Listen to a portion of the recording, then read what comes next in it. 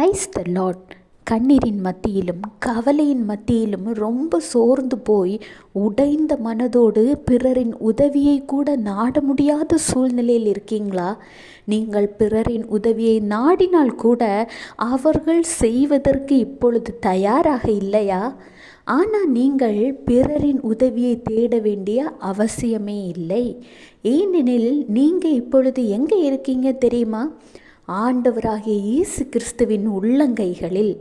ஆமாங்க, அவர் உங்களை தன் உள்ளங்கைகளில் வரைந்து வைத்திருக்கிறாராம். கர்த்தர் சொல்கிறார், ஏசாயா 49:16, இதோ என் உள்ளங்கைகளில் உன்னை வரைந்திருக்கிறேன், உன் மதில்கள் எப்போதும் என் முன் இருக்கிறது.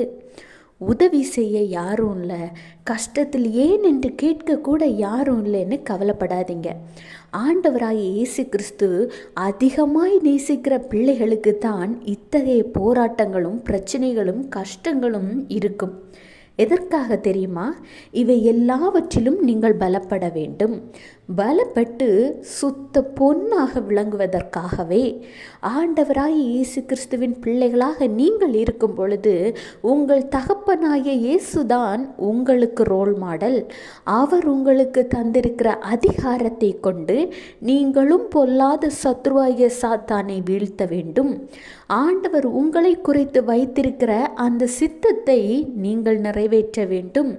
உங்களுக்கு இப்பொழுது இருக்கிற இந்த பலன் ஆண்டவர் குறித்து வைத்திருக்கிற சித்தத்தை நிறைவேற்ற போதாது. எனவே உங்களை கரடு முரடான பாதைகளின் வழியாக நடத்தி உங்களை பலப்படுத்துகிறார். ஆனால் ஒன்று மட்டும் ஞாபகம் வச்சுக்கோங்க, ஆண்டவராகிய இயேசு கிறிஸ்து உங்களை பலப்படுத்தும் பொழுது எவ்வளவு கஷ்டங்கள் போராட்டங்கள் உங்களுக்கு வந்தாலும் அவை எல்லாவற்றிலும் உங்களின் கரம் அவரின் வலக்கரத்தோடு பிணைக்கப்பட்டுள்ளது. எல்லாவற்றிற்கு மேல் அவர் தன்னுடைய உள்ளங்கைகளிலே உங்களை வரைந்திருக்கிறார். இது எவ்வளோ பெரிய பாக்கியம்னு யோசிச்சு பாருங்க.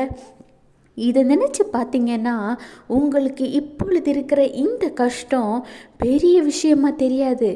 ஏனெனில் நீங்கள் பெரிய காரியங்களை செய்ய ஆண்டவர் உங்களை தகுதிப்படுத்தி கொண்டிருக்கிறார்.